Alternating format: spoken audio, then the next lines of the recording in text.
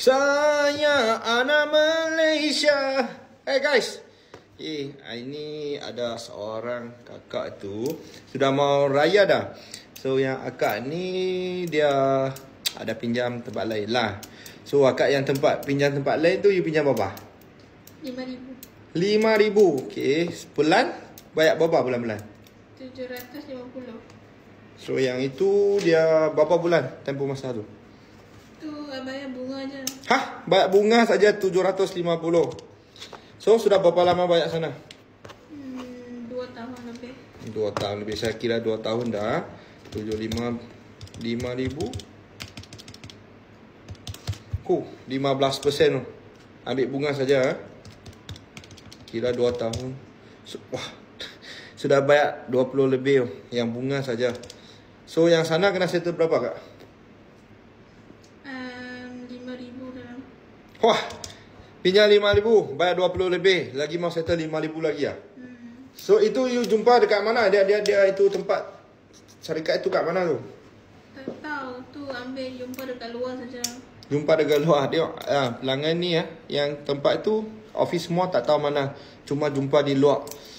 Sekarang ni terpaksa ni akak nak settle dah. Dia sebab layar kan. So dia pinjam dengan I ni, nanti saya akan settle dengan dia. So lepas settle masih ada tangan lagi pakai untuk raya lah. So kak, saya punya cara tu semua okey tak?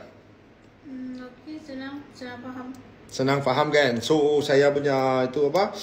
Dia punya cara bayaran tu fleksibel ke tidak tu? Ya, fleksibel. Fleksibel kan? So dokumen pun mudah kan?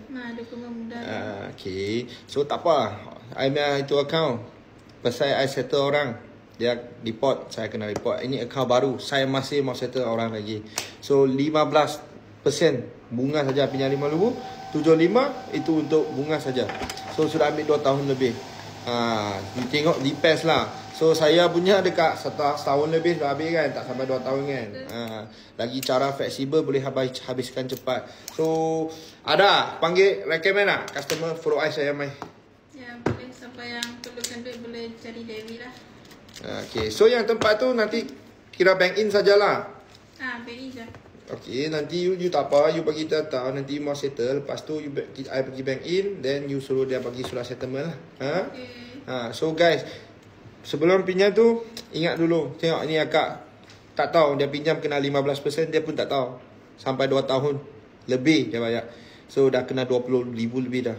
Hampir 25,000 lah. So sekarang ni mau settle 5K dengan dia. So akak ni masih ada tangan. Okay guys.